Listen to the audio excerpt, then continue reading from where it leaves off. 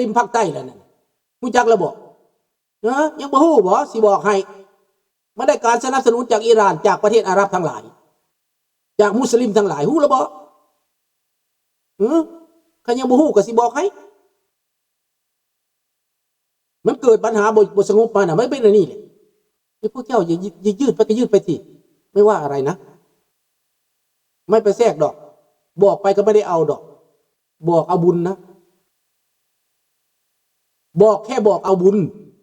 จบมันจบปัญหายืดเยื้อมาเท่าไหร่งบประมาณหมดเท่าไหร่ผ่านหมดเท่าไหร่รู้ไหมเมื่อไหร่จะได้ความสงบไม่มี คนที่ชอบความรุนแรงคนที่ชอบเอาเปรียบหมู่ก็เจอความไม่สงบนั่นแหละระวังไว้ได้ประชาชนเขาเบื่อแล้วได้เดี๋ยวนี้นะเขาเมื่อยอดอะไรประชาชนนั่นได้ประชาชนลาวนี่ก็เมื่อยอดอะไรสาธุคนลาวนี่รอท่าเด้รอท่าโอกาสที่สิได้ลาวนี่ก็ได้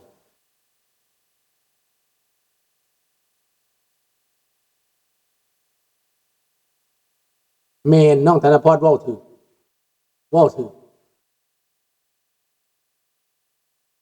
หลายคนอพยพมานะมาอยู่อเมริกานะมีเขาก็มีเสรีภาพในการปากการเว้าเรื่องของเขาแต่ลุงก็บ่ได้ไปนิยมเพราะการเมืองของเขาดอกลุงก็ฟังคือสุนอกสุนัยเว้าลุงก็ฟังแต่ลุงก็บ่ได้ไปนิยมแบบคือสุนัยเว้าได้เนาะคนละเรื่องเราเว้าบางเทื่อก็ถึกบางเทื่อก็ยกยอปอปั้นพวกเราแดงเกินไปลังเถื่อนก็มีแต่เราก็บ่ได้เป็นลาวคือลุงตัวลุงเป็นลาว100%ได้ลุงฮู้ได้ ว่าให้ฟังแค่นี้แหละดังนั้นแนวคิดทางการเมืองอุดมการณ์การเมืองของใครของมันแต่ลุงนี้อุดมการณ์การเมืองคือเสรีภาพประชาธิปไตยระบอบการปกครองนั้นมีพระมหากษัตริย์หรือไม่มีพระมหากษัตริย์ถ้าเป็นประชาธิปไตยเอาหมดไม่ได้เกลียดอะไรมีพระมหากษัตริย์ก็ดีประเทศไม่มีพระมหากษัตริย์ก็ดีแคนาดาไม่มีพระมหากษัตริย์แต่มีตัวแทนของพระมหากษัตริย์ก็ยังดีอีกเห็นบ่ล่ะแคนาดานี่ปกครองไว้ได้ประชาธิปไตยอันมีสัญลักษณ์ของพระมหากษัตริย์อยู่ในแคนาดาตัวแทนของพระมหากษัตริย์ของคิงอังกฤษอยู่ในไทยในแคนาดาเป็นหยังก็กาเวเนอร์นี่กาเวเนอร์อันเขาห้องว่ากูเวเนอร์เจเนรัลแต่ละรัฐมี10รัฐกับมี10กับกูเวเนอร์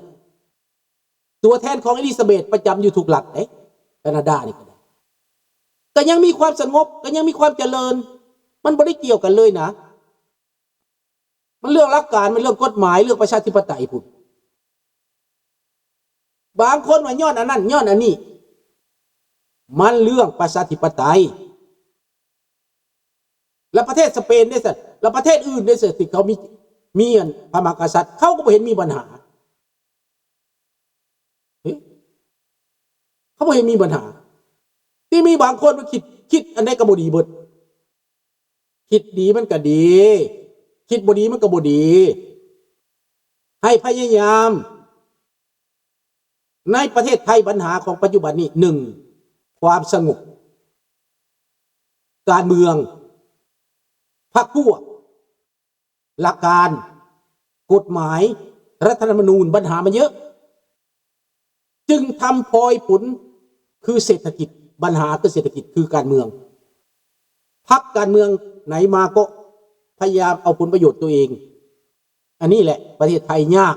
ทั้งที่ประเทศไทยนี่เป็นประเทศควรเจริญถ้าผูกพันกับต่างประเทศผูกพันกับพวกฝ่ายยุโรปอเมริกามาคือแต่ก่อนนั่นประเทศไทยก็บ่มีปัญหาแต่ปัจจุบันนี่แล่นหาจีนจีนมามันก็งาบเจ้าอีกเสือหิวเด้แต่ว่าญี่ปุ่นก็ยังเป็นเศรษฐกิจหลักนะในไทยนี่แต่เขาก็ถอยไปหลายเติบเลยเด้เอาแค่นี้แหละว่าแปลนพูด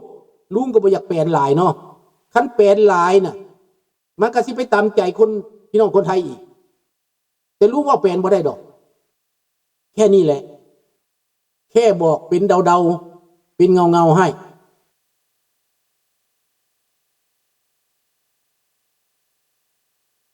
ประชาธิปไตยจริงๆเลยนะมันมี กฎหมายรัฐธรรมนูญนั่นแหละเป็นพื้นฐานเป็นหลักเป็นเสาหลักของประชาธิปไตยถ้ากฎหมายรัฐธรรมนูญถูกทำลายแล้วทำลายเล่านะอันนั้นประชาธิปไตยบ่มีอเมริกาเขาบ่ได้ล่มเด้กฎหมายเก่ามาเป็นร้อยๆปีเขายังรักษาไว้เด้เขาบ่ล่มจักเถื่อมีแต่เพิ่มอเมริกามีแต่เพิ่มบ่มีล่มแต่ประเทศไทยนี่ทำลายทิ่มแต่ละเถื่อแล้วเขียนใหม่ทำลายทิ่มแล้วเขียนใหม่ประเทศไทยบ่แม่น18 19ครั้งแล้วบ่ทำลายหลักการนั่นน่ะหลักการอยู่ร่วมกันน่ะหลักธรรมนูญนี้คือหลักการอยู่ร่วมกันนะประเทศลาวก็ทำลายหลักการรัฐธรรมนูญทำลายหลักการแล้วอยู่ร่วมกันไม่ได้คนลาวจึงแตกไป2-3 ล้านคนไปอยู่2 ล้านคนไปอยู่ต่างประเทศก็ลาวแดงทำลายหลักการนะ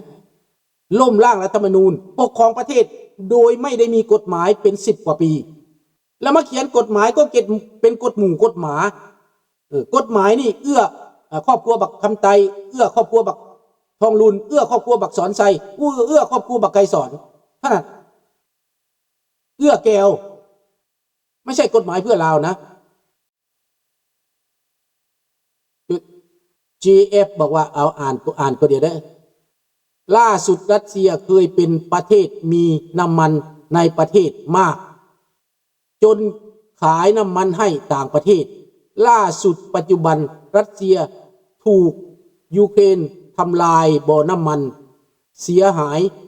ทำให้รัสเซียต้องไม่ซื้อน้ำมันไปซื้อน้ำมันจากประเทศแอฟริกาใต้ วีรพงษ์ว่าจังไดเราก็อ่านวีรพงษ์ก่อนเด้อสบายดีว่าวีรพงษ์อ่านความคิดของแต่ละคนก่อนเนาะแป๊บเดียวว่ามันอ่านบ่ทันเว้ยไปเดี๋ยวเด้อก่อนจะออกไปนี่วีรพงษ์เขียนโอ้มันอ่านบ่ทันเนาะเอาสปลาวให้รอดก่อนเถอะครับค่อยมายุ่งเรื่องชาวบ้านเขาครับโอ้วีรพงษ์ขอโทษเด้อไม่ใช่ยุ่งเด้อผมไม่ได้ยุ่งนะแค่บอกให้นะคุณไม่ชอบคนพูดนะไม่อยากรู้ความจริงเหรอถามว่าคนไทยที่นั่งไม่มีนะไม่อยากรู้ความจริงเหรอสปปลาวก็มันเป็นเผด็จการมันก็อยู่มันก็อันนี้แหละคุมไว้แม่นพวกนี้คุมไว้แม่นบ่หรือบ่แม่นสปปลาวคือหมาเจ้าของหมาก็คือนั่นแหละรู้จักระบบแล้วมันจะต้องว่าเจ้าของหมาเด้มันเกี่ยวกันวีรพงษ์จะไปบอกว่าประเทศลาวไม่ได้เกี่ยวประเทศไทยเหรอผมไม่ได้โง่นะถามบ่เกี่ยวบอกคันมาบ่เกี่ยวนะไทยบ่สร้างขัวไปถึง7-8 แห่งดอกโอเคไปหลักสมบัติเขาขนาดบ่แม่นบอกอย่าให้เว้าเด้อถ้าปิดชายแดนเนี่ยเหตุกำแพงเบอร์ลินซะไม่เกี่ยวไม่ฆ่าไม่ขายอันนั้นแมนอันนั้นเดี๋ยวนี้ไม่มีการพัวพันกันหมดโจรมันร่วมมือกันรู้จักไหมวีรพงษ์อย่าให้พูดนะผมพูดเยอะไม่ได้เอาที่นี่แหละวีรพงษ์เนี่ยยังตาบอดยังหูหนวกอยู่ยังไม่รู้อะไรขอโทษไม่ได้ดูถูกนะแค่บอกว่าไม่รู้อะไร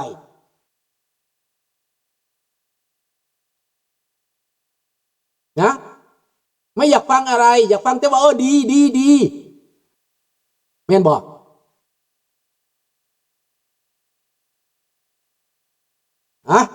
ท่านบอกก็เป็นอย่างนั้นแหละมันบ่แมนว่าอยากไปยุ่งนะคนไทยที่เขาไม่ได้รู้เขาถูกปิดข่าวเขาไม่รู้ความจริงว่ามันเกิดอะไรขึ้นกับลาวกับไทยนี่นะมันก็ต้องพูดคันสั้นคุณไปพูดอะไรล่ะคนไทยไปพูดอะไรเรื่องอิหร่านเรื่องอเมริกาพูดทำไม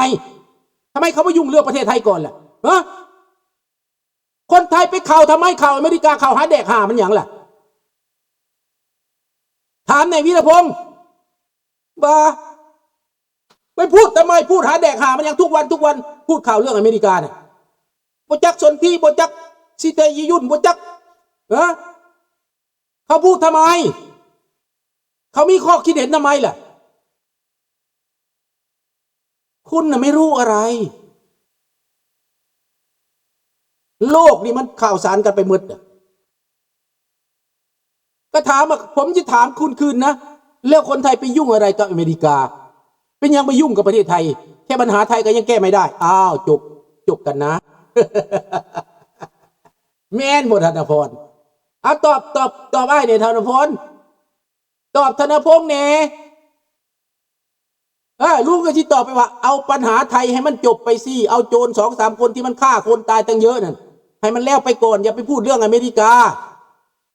อย่าไปพูดเรื่องอิหร่านได้ไหมล่ะตอบลูกนี่ดูธนพรบ้าบอกว่าไปพูดเรื่องนี้เอาประเทศเราให้มันรอดก่อนจะไปยุ่งเรื่องชาวบ้านเขาครับอาจารย์อาจารย์คนไทยทั้งประเทศนักข่าวทั้งประเทศไปยุ่งชาวบ้านเขาอะไรนักวิชาการไทยตัวยงน่ะไปยุ่งเรื่องชาวบ้านเขาทำไมล่ะหรือพูดได้แต่คนไทยคนเราพูดไม่ได้เหรอผมไม่ได้อยู่ในประเทศลาวแล้วอยู่ในต่างประเทศผมจะเห็นหมดหายใจเข้าก็เห็นหายใจออกก็เห็นน่ะคำนวณคุณได้น่ะ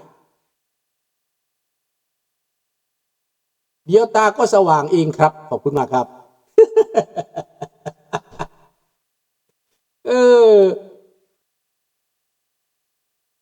หนีจากจีนหนีจากคอมมิวนิสต์อดีตมาอยู่ไทยแล้วสินีรคุณคนลาวคนไทยเดี๋ยวน้อมจอนเป็นยังไง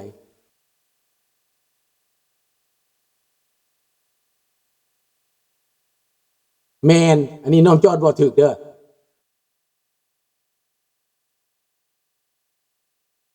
ถูกต้องบุญบุญ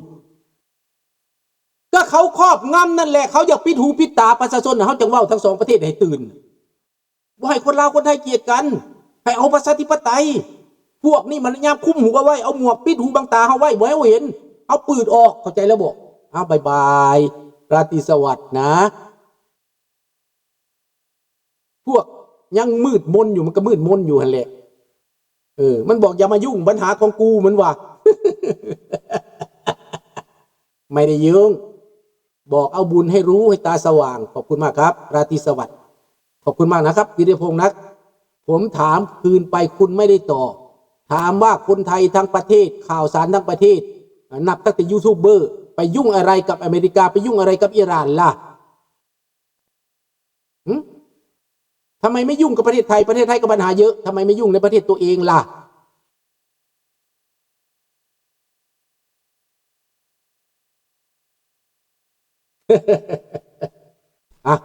อำลาพาจากเท่านี้พบกันใหม่ในมื้ออื่นเอาฟังเพลงไปเด้อพี่น้องเด้อมื้อนี้เด้อสนับสนุนเด้อพักผ่อน